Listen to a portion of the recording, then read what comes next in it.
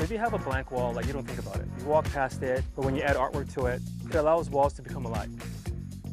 I believe art is very healing. I use it as my own therapy for healing. Hello, welcome to Qatar 365 with me, Adil Halim. On this episode, we take a deep dive into the world of visual arts. We've come to one of the largest arts festivals in the country. The 5th edition of the Qatar International Arts Festival brings together more than 300 global artists from over 60 countries, ranging from well-established creatives to emerging talents. I got a chance to speak with artists and art lovers alike to find out about this year's highlights.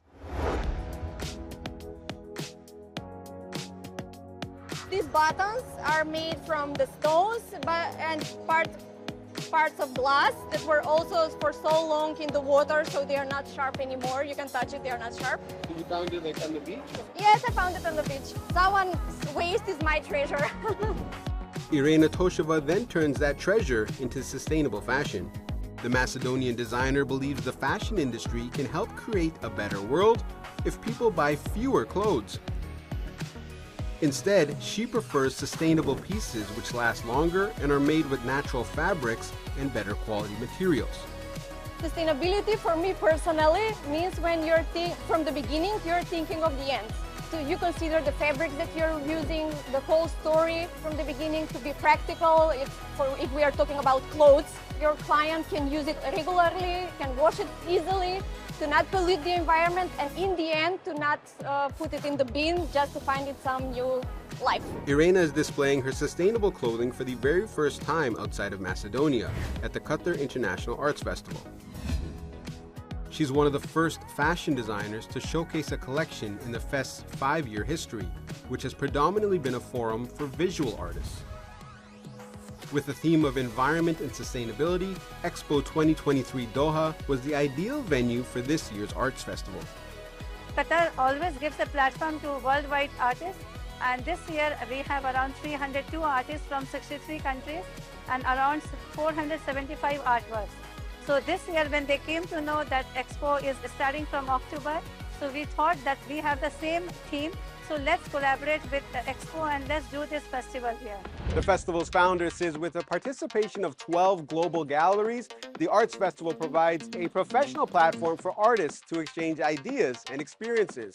It also helps international artists sell their pieces in Qatar without taking a commission. Reshmi says the annual festival is here to stay, and she's proud of its growth from year 1 to today. It's lots and lots of difference I can see. Now people, they wait for Qatar International Art Festival that when it will announce the next edition. We already got the confirmation for 2024 dates and 2025, and it is getting more popular. People, they are waiting for to come here. They want to come here, and it is a very beautiful platform for selling also. Sarah Al-Hail agrees. The Qatari artist works in oil and gas by day, but says pop art is her passion. One day, I just decided to have a change in my life or to add something, a flavor of my life. So I decided, I didn't have any idea that I would do art at the beginning. So I just hold the pen and then I started to draw and then I liked it. And then I went deep to it until, I started to produce my art pieces. Sarah began her artistic journey in 2018, around the same time as the first edition of this festival. During that period, she has noticed an increased appreciation for the trade. In old days, when they ask about the cost of an art pieces, they got shocked that it is very expensive. Nowadays, you can see that people understand art and the beauty of art and the joy that can bring to your house, to your place, to your apartment, to everywhere. Qatar is no stranger to public art. More than 50 murals cover walls across Doha, with more on the way. Now an international mural festival that showcases the work of local, regional, and international artists has landed here at the old Doha port. I got a chance to speak with Worldwide Wall's founder, Jasper Wong, to find out why he believes mural art can lead to urban beautification.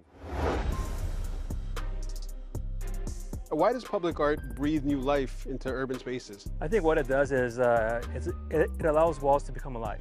So if you have a blank wall, like you don't think about it. You walk past it, it's every day, it's there. You don't ever pay any mind to that wall. But when you add artwork to it, or an art installation, then people stop. They take photos, they want to try to find out who it is, or what the story is, what the messages are. And it allows sort of like more foot traffic, creates more vibrancy in those neighborhoods. And it just helps to sort of bring the whole neighborhood up. Now you've got 13 artists featured here, local, regional, international. What does a platform like this mean for an artist?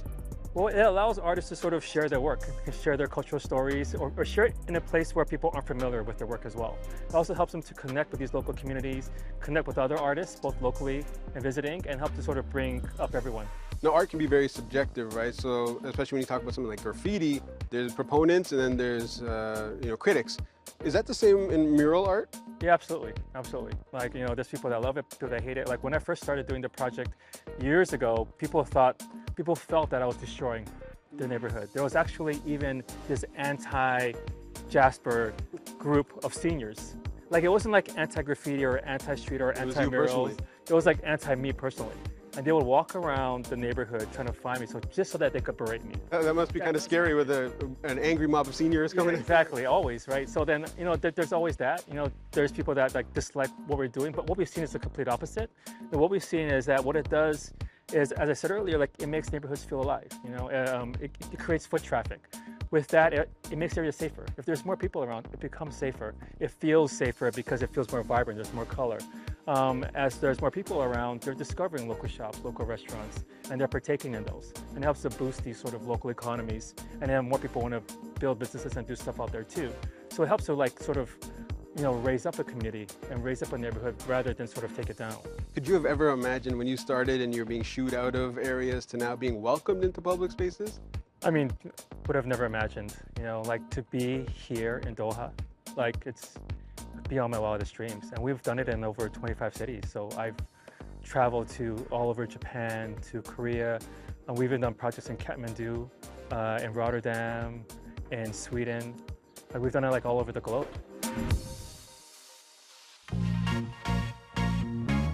It's been said art is a mirror of the mind, and every masterpiece will forever capture the artist's thoughts, whether calm or turbulent. That's why art is increasingly being used to push boundaries of expression and a way to break social stigmas as a form of therapy. Laila Humaira takes a look at how art uses color and creativity as a healing tool. Vibrant, colorful, and feminine. That's how Sally Khoury, or better known as Sally K, would describe her style. My work is inspired by capturing the essence of empowered femininity, confidence, and the strength that's inherent basically within every woman. The freedom to experiment with nature and colors bloomed into a way to communicate with her audience. Creativity is a way to express yourself in ways that sometimes you can't with words. Color has a lot of meaning, and it evokes emotions. So I think being able to create and have this nonverbal communication between the viewer and the person is very important. While Sally uses flowers to light up an empty wall, Carmela's artwork is a vivid contrast of colors with equally powerful messaging, like her piece on display she calls Optimistic. Optimistic is basically the darkness that we face when we are facing negativity and tribulations in our life. If we choose to find the positive in life and things, we can see that there's optimism all around us. Carmela's raw artwork are the results of channeling her own life experiences and turning what was once painful into a powerful source of self-expression. I describe my style as emotional, abstract. I believe art is very healing. I use it as my own therapy for healing, going through childhood trauma as a kid, childhood abandonment. And Carmela believes the deeper she goes into exploring her craft, the more she thrives. I believe if you put boundaries on expression, you set yourself up for a blockage and you can't fully express yourself the way that you would like to. The sky's the limit, the universe is the limit. Whether you paint as a pastime or a passion, the use of color in art is not only stimulating for the mind, it also helps regulate moods and is known to calm anxiety. Artists themselves are increasingly mindful of the art they create, and more are using chromotherapy to make conscious, impactful masterpieces. Hala Al-Jafari is one of 30 artists who displayed her work at Qatar Foundation's Artful Minds exhibition at the Multaka Gallery in Education City. My work is titled Breaking Bread. I used oil on canvas, and in this work I tried to show the importance of social connections. The pieces were specifically made and chosen to raise awareness on mental health. I used a little bit of blue as a sign for bad mood or depression. I wanted to everyone who look at my painting to feel related in some way, and for the people who struggle with mental health issues to know that they are not alone. A group of people huddled together in conversation. That's one way to interpret the need to have deeper discourse about mental health. But Hala says there's more meaning to it. My message is to everyone, either they're struggling with mental health or not, to be aware or mindful about the circle of people that is surrounding them, the people who share their stories with. After all, the most important person for yourself is you. While Hala hopes that anyone who sees her artwork can find some peace of mind, she also wants to inspire them to create their own masterpieces. Just go ahead and try some kind of art, any art you want, and you will immediately feel the relief. Whether you use art for therapeutic reasons or just a fun getaway from the everyday, we hope you enjoyed this episode of Qatar 365. And that's all the time we have for now. For more, check out Euronews.com and connect with us through our hashtag. Thanks for watching, and we'll see you next time on Qatar 365.